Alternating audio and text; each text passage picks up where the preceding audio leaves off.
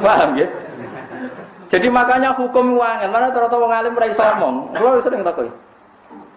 Kulo nggih nate ketika Jogja gempa atau ada daerah-daerah yang kena bencana, saya pernah ditanya wong alim, padha ngalime takok. Gus, menurut Anda doakan selamat itu baik apa enggak? Supaya dunia enggak ada bencana. Raro. Jenengan wong alim kok. Kalau dunia itu aman, sing kelon maksiat ya aman, sing minum aman. Ya aman. Meskipun nak ora aman, sing sholat pun ndak aman. Tapi masalahnya nak aman, sing maksiat pun aman. Akhirnya kan wong alim ora wani omong.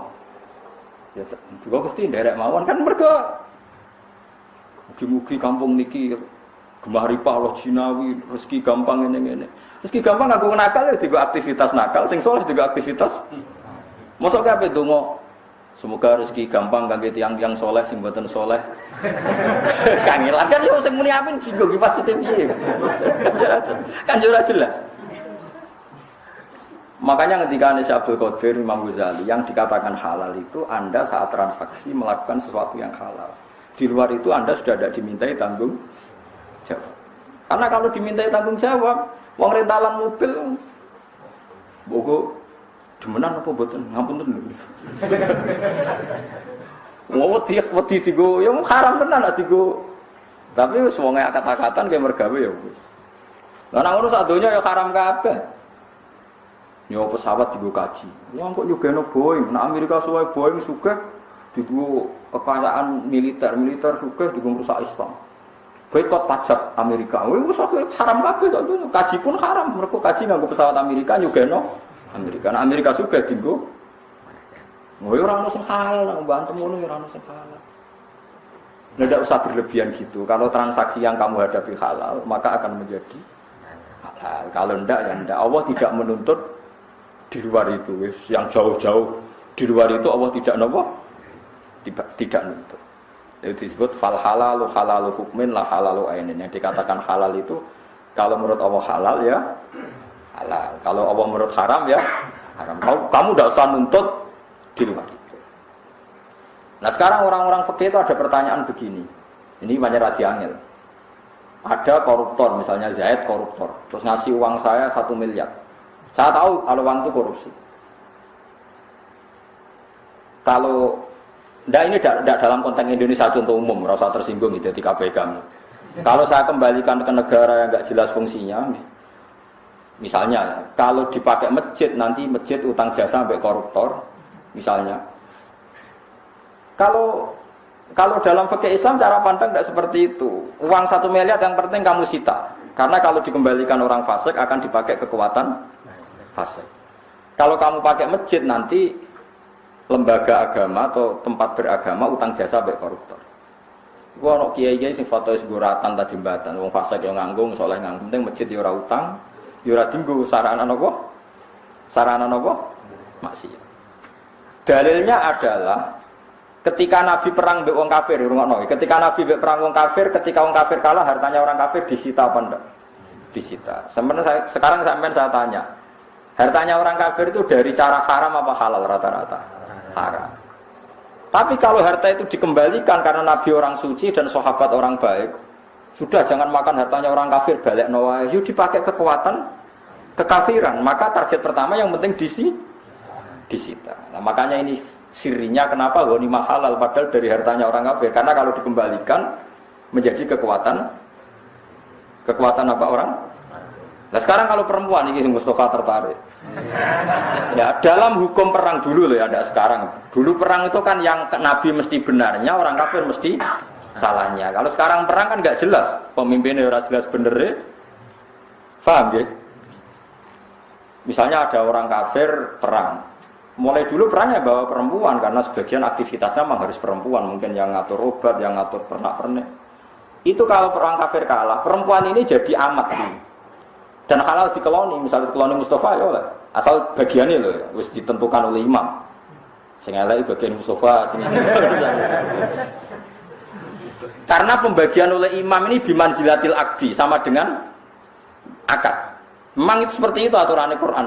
Walladzina hum li furujihim hafizun illa ala azwajihim aw ma malakat aymanuhum. Amatlah keman. Logikanya gampang, kenapa menjadi halal? Padahal kadang punya suami di negara kafir harbi. Karena logikanya gampang.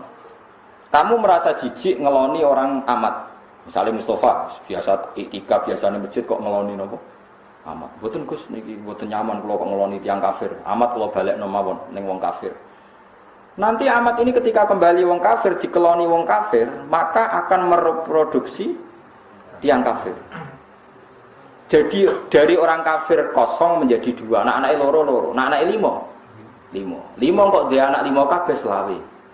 Berarti gara-gara Mustafa mbelekno amat nglahirno wong kafir selawe dan seterusnya. Tapi nak dikeloni Mustafa, nglahirno imam masjid, muadzin, wong nganggur macam-macam, tapi kan Islam, maksudnya tetap Islam, maksudnya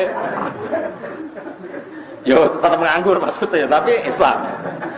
Sebebo ngurusi masjid, musola, kegiatan macam-macam lah. Ya sudah ngurusi jenazah, tapi kan mergo anak kiai.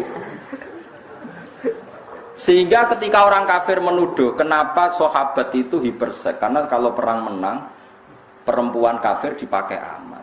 Kamu sebagai ulama, kamu harus tahu hujahnya. Karena kalau, yaitu tadi, kalau diproduksi orang kafir, ya akan produksi orang kafir. Kalau dikeloni wong Islam yang produksi, itu sirinya kenapa amat halal. Tapi halal ini pilihan, kamu boleh saja enggak ngeloni, tapi jangan kebalikan. Sama pedang atau senjata yang dimiliki bajingan, kamu boleh saja enggak pakai, tapi jangan kembali.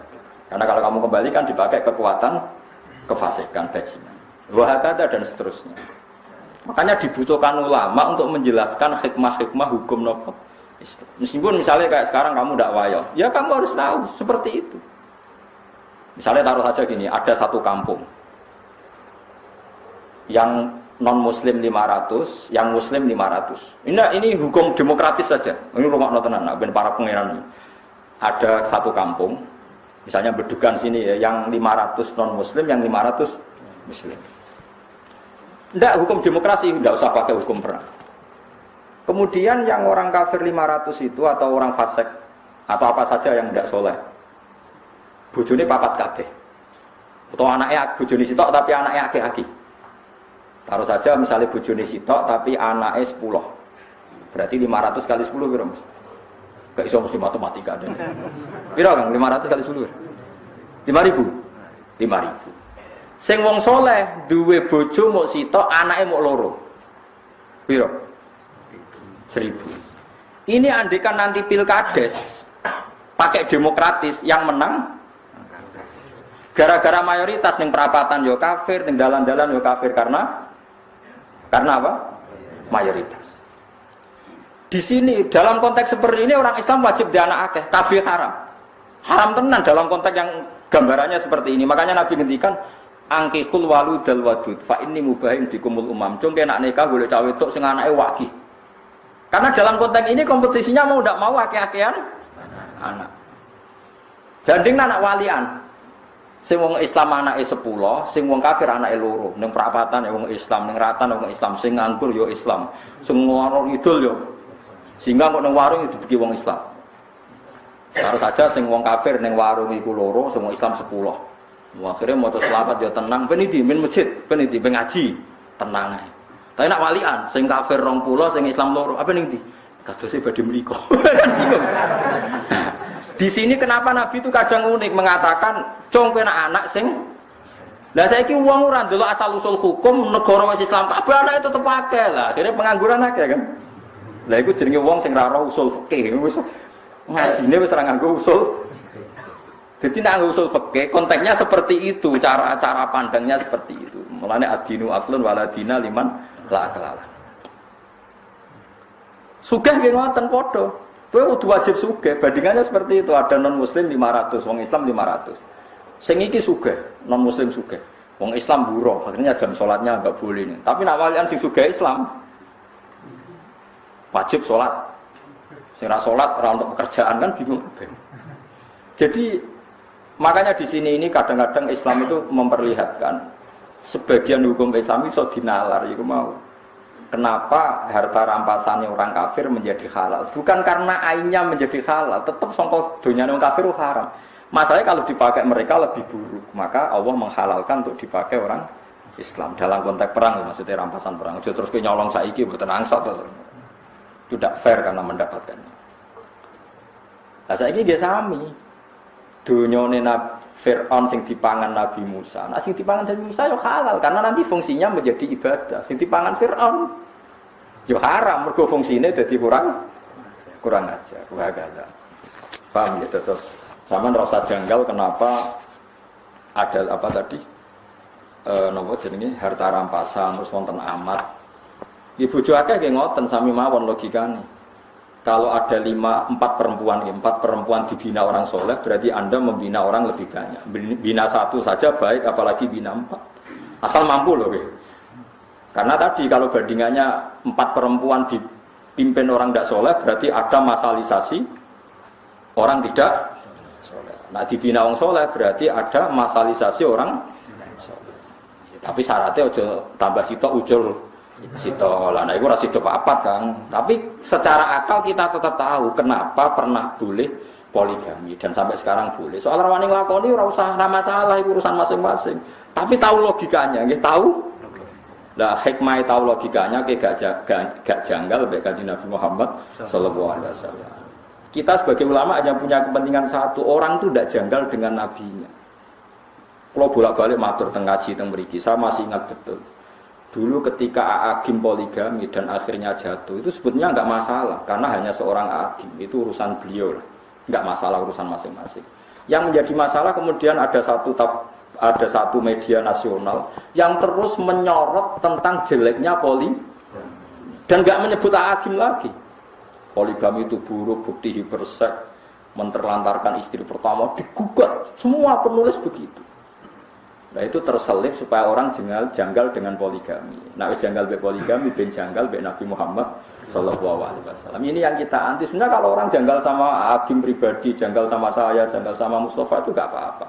Tapi kalau orang Islam dilatih janggal sama poligami, kemudian janggal sama nabinya. Nah ulama itu punya tugas supaya memaklumatkan itu. Bahwa itu rasional. Karena kalau jumlah orang Islam banyak lebih baik, orang soleh banyak lebih baik. Soal kita tidak berani urusan orang usah poligami wis wedi bojo apa meneh. Wah, tetep wedi nek iku permanen kan niku. Poligami tetep wedi. Tapi itu seonako itu sesuatu yang berbeda. Anak wedi gampang terus nyolong-nyolong nak payu kan enggak masalah. Asal payu ae, tapi masalah di belakang. Nah, tapi kalau delian biasanya enggak melahirkan generasi yang baik. Terus rodo idiot anaknya macam-macam, mergo kurang warisan, kurang macam-macam. Terus melahirkan generasi pembohong, mergo biasa bodoni. Nak wani ya diresepseni. Kulo urun pokoke. Angger sing wani poligami tenanan resepsi tak bayari. Tapi ku resepsi. Oh, wani wayah tok ora wani napa? Tak undang kabeh sing ngaji Jalal. Resepsi, tapi syaratnya napa? Wah, kodan tenan. Ben perang Brontoyuda. Lha kula nu sering ya diskusi ngoten. Enggak ada tadi itu. Aja sampai wong Islam janggal ambek nabinya. Mergo ciri khas nabi itu rasional paling tinggi. Itu tadi, kenapa nabi punya istri banyak? Kenapa nabi menyarankan punya anak banyak? Itu ulama tahu logikanya tadi. Kalau Anda kompetisi di satu kampung, Anda kalah populasi, pasti kalah tradisi. Suatu saat mereka akan dominasi. Tapi kalau kita yang menang, kita yang menciptakan tradisi. Karena kita orang baik, tradisi kita adalah sholat, baca tasbih, ngaji. Nah setelah kita mayoritas ya tidak mendesak poligami. Karena tradisi ini sudah benar. Bahkan kalau kita istri banyak, anak banyak malah melahirkan masalah. Bapak es nganggur kok anaknya ada. Kenapa ngangguran kan? Wong kiai ra kramat bojone akeh. Wes ngerti-ngerti ilang sitok butune buling-buling kuru-kuru cilik-cilik ngono. Aneh-aneh kan. Tapi apapun itu kita tahu ya logika sing dibangun para napa? Nabi. Eling-eling logika sing dibangun para napa? Nabi. Makanya kula nu anggere dijak ngrasani dukun rapati wani. Gara-gara ngene iku. Piye-piye awal-awali wong rohno nabi iku ya barokah dukun. Nggih barokah napa? Dukun. Meskipun kita tahu dulu dukun itu punya akses ke langit, sekarang enggak. Tapi tetap sebagian itu ya benar. Sampai sekarang pun sebagian itu ya benar. Wong pancen pangeran usugih. Sing fasik ya kadang duwe ilmu sing wong saleh nggih gadah ilmu napa? Padha-padha. Mungkin pangeran nggih ngoten niku, asal ijek ning donya itu sama kemungkinannya. Nabi Musa ya sekti tenan, tapi jenenge Bal'am yo sekti tenan. Pangeran profesional. Bal'am iku yo gento tenan, wong alim tapi gento. Angger disuwap gelem. Disuwap kon maksudno Nabi Musa. Dipasutno Nabi Musa bingung ning ora-ora 40 tahun. Pangeran sesuk Nabi Musa curiga, ya Allah kula niku kekasih jenengan kok bingung 40 tahun gara-gara sinten? Jawabe pangeran, mergo kowe dipasutno mbek Isful A'zam. Sing maksudna sinten Bal'am jare pangeran. Lah kok mandi? Lho aku wis janji sing nganggo Asmaul A'zam tetep mandi senajan korbane kuwe. Pangeran profesional. Fir'aun nganti betah ramangan mergo dene duwe asma bismillah. Mangsamu Fir'aun gak duwe asma duwe. Nabi Hizib mboten tapi asma gak ada bae-bae. Ya pangeran profesional. Akhirnya Nabi Musa duka. Atas nama kula kekasih jenengan Bal'am aja pateni nek ra melet orang gawa iman. Jadi dituruti pangeran Bal'am matine mboten iman. Aja jal wong kafir-kafir, wong jaduk-jaduk sing ora tau salat. Tirakat atau sakmiki teng India jaduk-jaduk tenan, padahal dik mboten salat. Kok ya tirakat. Sing santri maca hizib ya jaduk tenan. Lah sing wong abangan tirakat mbek sing santri mangan-mangan yo kalah tenan. Wong pangeran profesional agar sing tirakat ya luwih mandi timbang sing mboten tirakat. Wis ngono sunah pangeran. Mau apa sampean? Wong pangerane wong akeh. Nak bener ya bener sing saleh, nak bener ya bener sing saleh. Ya seperti itu. Lalu kalau nganti saat ini buatan pati wani nak komentari dukun orang mendesak gitu dukun. Apa dukun iso bener guys? Ya iso bener iso salah. Orang jelas jawabannya. Ya kalau podo kiai iso bener iso salah. Nah, pas tepaan perintah Allah ya bener nak ora ya salah. Karena kita ini menghadapi sekian cerita Quran di mana ramalan-ramalane para dukun itu bener. Paham ya ramalane para dukun itu apa? Bener. Pertama Hiroklu ngerti nek ana nabi akhir zaman piyambake ngipi ana wong sunat lungguh ning langit. Terus takok kancane Hazza iku ahli nujum. Iku maknane piye? Somben sing mimpin sing ngalahno kowe iku wong sing sunat. Didelok sak donya sing sunat. Ternyata sing diadat sunat wong Arab. Mergo wong Arab di sisa-sisa sunahe Nabi sinten Ibrahim. Ono ngono nabi wong Arab. Digoleki dadi gunjingan krungu wong Medina, wong Ansor. Wis akhire krungu ana bayi sing jenenge Muhammad sing mulai cilik wis aneh. Wis diburu ape dibunuh mulai umur 9 tahun, 12 tahun wis diburu ape dibunuh. Abu Thalib ngertine ya liwat pendeta Bukhair, ora liwat wong NU atau Muhammadiyah, wong sampeyan. Aneh iku. Ya wis ngono kersane pangeran ape opo kene. Kita wis mau nampa sampai saiki dalile maulid ya cek nganggo dalil Abu Lahab. Sampeyan delok teng kitab-kitab sing nyunatno maulid. Kitab sinten mawon, mulai Sayyid Muhammad Habib Zain kula waca sedanten. Termasuk sarai kitab Burdah. Babul Ikhtifal bi Maulidin Nabi. Abu Lahab ku nak Senin siksane diringakno mergo pas lahir Nabi dekne seneng merdekakno Suwaibah Al-Aslami. Akhire ulama nak wong kafir hormat lahir Nabi diringakno siksane pemeneh wong Islam.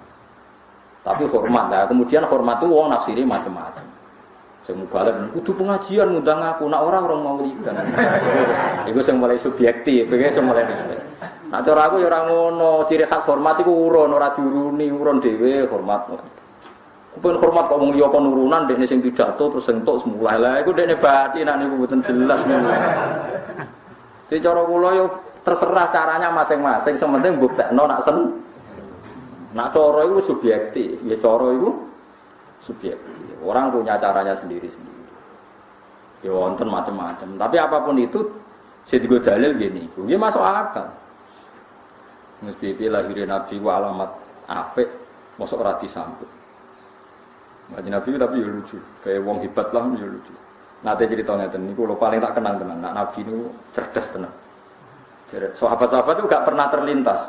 Niki hadis sahih teng ngene Bukhari teng bab yo dalailil mukjizat ke dalailin nubuwah. Nabi nate guyon ngeten mbek para sahabat. Kowe ora tau mikir kena apa jenengan aku Muhammad. Kan sinten Sayyidah Aminah kan untuk ilham Wa sammihi idza wada'tihi Muhammadan di annahu satuhmatun Muhammad maknane wong sing dipuji. Jare Kanjeng Nabi, sahabatku kowe roh sebabe Allah milih aku jeneng Muhammad. Napa ya Rasulullah? Ben wong kafir bingung. Lah kok saged bingung? Yal anu namudammaman wa yastamu namudammaman wa ana Muhammad. Kau Abu Jahal CS kan muangkel be Muhammad. Muhammad pembohong, Muhammad penipu. Padahal kalau mereka kan orang Arab, ngerti anane Muhammad orang yang dipuji. Jadi nak nyeluk bingung. Jadi Abu Jahal nak nyeluk Muhammad bingung. Hei orang yang terpuji, kamu itu bohong, kan paradok kabeh. Jadi jare Kanjeng Nabi delok lek apa sayange aku, gawe jenenge bingung wong kafir. Jadi Abu Jahal, hei orang terpuji, kamu bohong. Kan aneh, kata-kata itu urutannya kan aneh. Hei orang terpuji, kamu bohong. Hei orang terpuji, kamu itu tidak bisa dipercaya, kan aneh kabeh. Mulane jare Kanjeng Nabi, kowe roh kena apa aku dipilihno jenenge Muhammad. Mergo ben wong kafir iku bingung. Paham ya? Ya sing roh ulama, dadi pilihan jeneng Muhammad gak main-main. Ya akhirnya bingung. Tadzab ya Muhammad. Kowe goroh ya orang yang terpuji, kan bingung kan?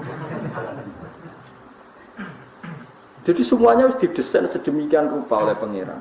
Ben Nabi dalam posisi sempurna. Mana kalau nanti saya kira ikhlas Mustafa jenis Mustafa ya perkara niku. Misalnya aku ngamuk Mustafa santri elek kan tak diterjemahkan. He wong pilihan kowe elek kan aneh kabeh. Lare kula cek gak terima perkara itu. Lah sampean ndak sepaham saja dadi terima wae ya tadi. Itu melukai perasaan kula. Tapi ya keben pangeran Rahman ya serapopo. Tapi itu masalah. Ya tapi rapopo. Mohon mboten napa-napa. Zaman akhir mboten napa-napa. Masuk mana ada anak jenakno sing liya lah sing opo ngono sing. Dia dengar-dengar kita memang dalam Islam itu harus belajar banyak. Kalau nanti sinau tentang Fathul Bari kita itu jangan terus darani pepes cara syariat dukun gak oleh dipercaya. Terus kue darani semua mengani dukun salah. Itu beratnya nanti kalau kamu melacak sejarah kesulitan. Bagaimanapun ada gosip-gosip tertentu. Pertama si bulir itu dukun. Dan sebagian juga benar. Nyatanya benar. Meskipun kita tidak wajib membenarkan, tidak wajib menyalahkan. Mulane zaman Nabi Sugeng nak ngendikan nak ana Bani Israel cerita ya la tusaddiquhum wa la tukadzibuhum. Kamu jangan bilang tidak ya jangan bilang iya. Muni tidak kok nang bener. Muni iya kok nang salah. Jadi kadang-kadang kita harus ngambil sikap dia seperti itu. Mana bener Imam Malik. Nak ana wong alim ngomong barno ra wis kowe kono ya lanang kowe ya lanang. Kadang-kadang seperti itu. Misalnya wong soleh jenis Mustafa, kupet. Wong kok kuliah ning Amerika, wong kok kuliah ning wong kafir, wong kok kuliah ning Australia, ku daerah wong kafir. Nak katut kafir piye? Ya mesti cara pandang dia seperti itu. Paham ya? Dan itu nyata sebagian kiai mau anak sekolah ning Amerika ning Australia. Ana kiai sing wawasane luas. Kowe seneng nak bumine Allah ning Amerika ora ono sing sujud. Kowe seneng nak bumine Allah ning Australia ora ono sing sujud. Ben ono Islam ning kono ben bumine Allah keduman menang. Mulane wong alim sekali beda pandangan padha masuk akal. Kulo nu ngaji fikih ngantos saniki mulang cacah sarang mahal ini sing mucal kulo. Mahal yo kaul nganti 6. Kadang yo lucu kabeh tapi masuk akal. Mulane kok Imam Nawawi nak ngendikan salat jenazah itu mayite kudu kok ngarep. Dene ra ada alasan. Ditakoki kenapa? Ya karena hakadha wajadnau salafan wa khalafan kunane kuno nek ana salat mayit itu mayite kok ngarep kita kok guri. Alasane opo? Ya pokoke ngono disi-disi ngono. Terus tapi jare kaul sani jenazah kok guri ya oleh. Kenapa? Karena dia ada imam. Ya alasannya mau ndak imam kok wajib kok ngarep. Alasannya opo jadi? Memangnya dia imam Anda kok wajib kok ngarep. Jadi cara kausani enggak apa-apa salat jenazah kok guri. Dan misalnya sebenarnya Mustafa mati sudah ning omah, salatnya ning masjid, Mustafa ben ning omah. Alasan kedua salat ghaib. Saiki wong Jogja iku kulone Surabaya to. Misalnya ana mayit mati ning Surabaya, wong Jogja oleh salat ghaib to. Oleh iku mayite kok ngarep ta guri. Masuk akal. Jadi wong nek debat antar ulama iku masuk akal kabeh. Tapi kan yo aneh misalnya di masjid jenazah kok guri terus wong do salat. Tapi nak arani wajib kok ngarep alasan apa ora imam kok wajib. Ya malah bener Imam Nawawi nek takoki kenapa jenazah kok ngarep? Hakadza wajadnahu salafan wa khalafan. Wis kunane kuno nak jenazah ono iku kok. Tapi kok takoki sebab apa ya ora usah sebab. Tapi sekarang di Arab Saudi mulai seperti itu. Riyen zaman bapak, zaman mbah niku kalau jenazah ditakok ning pinggire multazam untuk salat apa? Salat apa? Jenazah. Kula tesih gadah kitab-kitabe sing sakniki mboten. Wong mati-mati tetap dakok ning kamar mayit, tapi tiap salat ana salat apa? Jenazah. Tapi nek ning kene praktekno wong mesti masih apa? Yo geger. Kiai pas-pasan ae praktek aneh. Mesti takok balo mau minamikum takok ya. Tapi tetap saya pastikan kamu jangan punya alasan secara syar'i itu kamu bilang memang zaman Nabi ngeten Anda keliru karena bener Imam Nawawi wajadna dzalika salafan. Ya sudah, memang seperti itu kita temukan. Tapi kalau saudarani ada alasan sekali ke alasan digugat. Coba alasannya apa kok harus di depan? Alasannya apa sih? Imam ndak imam. Coba alasannya, kan gak ada alasan kan? Alasannya pokoknya kan. Tapi ditentang oleh sholat gaib. Tadi sholat gaib kan, kalau sholat gaib jenazah harus di depan, berarti orang Jogja hanya boleh nyolati orang gaib, orang Banyumas, orang Jakarta. Nak sing mati Surabaya, berhubung guru kami di belakang kami, maka enggak perlu sholat. Ya ora ono ngene iku ya ora ono. Jadi kitab mahal itu kitab yang menjelaskan sekian madhab yang ada kemungkinan khilaf. Tapi alasannya masuk akal. Nah tentu yang khilaf ini enggak ada mansus, yang enggak ada nas dari Rasulullah. Kalau ada nas maka tunduk dengan nas. Memang aturannya ulama seperti itu. Jika enggak ada nas dari Nabi, maka ulama boleh berpolemik. Kalau enggak ada nas dari Nabi. Tapi kalau ada nas dari Nabi, maka tunduk. Mulanya ketika Imam Syafi'i, idza shahhal hadis fadrib qauli dunal haid. Jika ada hadis sahih, maka pendapat saya buang benturkan dengan tembok. Maksudnya jangan pernah Anda membenturkan pendapat saya dengan hadis sahih. Asal itu hadis sahih, tinggalkan pendapat saya. Tentu Imam Syafi'i hati-hati untuk berpendapat karena takut berhadapan-hadapan dengan hadis apa? Dengan hadis apa? Sahih. Karena kalau sama-sama ulama itu pasti alasannya itu sama-sama masuk akal. Seperti tadi. Bocah kok kuliah di Australia, daerah wong kafir. Kok nak katut kafir piye? Tapi kalau dibalik, kapan di sana ada orang muslim kalau kita melarang orang muslim ke sana? Ayo, podo-podo ekstrem kan? Coba sekarang ada Islam di Australia, di Amerika baru kayak mahasiswa, baru kayak orang merantau ya ndak? Nggih mboten. Kowe seneng bumine apa ora digo sujud? Seneng mboten? Ndak kan, kalau enggak seneng ya sudah biar ada yang di sana. Ya sudah seperti itu, debatnya ulama seperti itu. Ya pasti seperti itu, karena sama-sama mungkin. Ya sama-sama mungkin. Ya podo-podo masuk akal panjen podo pinter. Itu banyak ulama yang kalau tawaf itu, kalau itikaf di Masjid Haram itu di belakang. Ono nak itikaf ugo ngarep, ono sing nggo nguri.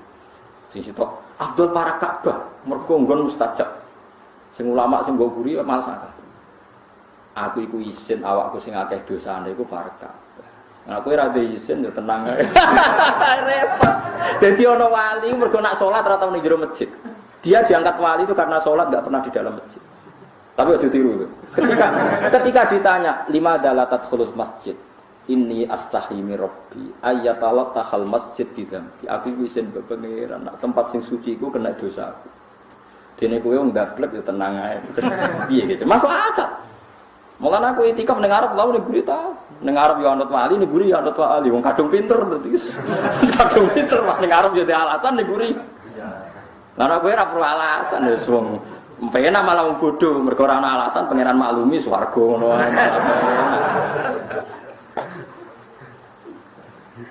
Itu banyak. Sinten Muhammad bin Munkadir murid Jabir. Jabir itu sahabat. Jabir bin Abdillah itu sahabat. Ben sampean sering biasa fikih. Karena kula mun kadung dikenal riyen sederenge kula nekuni tafsir itu dikenal Al-Faqih. Mang saya spesial ngaji fikih dulu. Sampai sekarang pun sama masih ngajar Mahali. Itu Jabir bin Abdillah. Jabir itu punya murid alim namanya Muhammad bin Munkadir. Itu yang sering dikutip ya Anatut Talibin. Itu kalau ada orang fasik misalnya mati mergo nopo jenis cara zaman akhir mati pakai nopo oplosan Mustafa mati nanggo nopo itu dia pasti datang. Sebagian ulama berpandangan sebaiknya orang yang mati dengan cara fasik itu jangan disolati, mari dasi gede, karena kalau disolati nanti dikira wong alim itu ternyata sama saja, sing soleh disolati yang fasik biar ada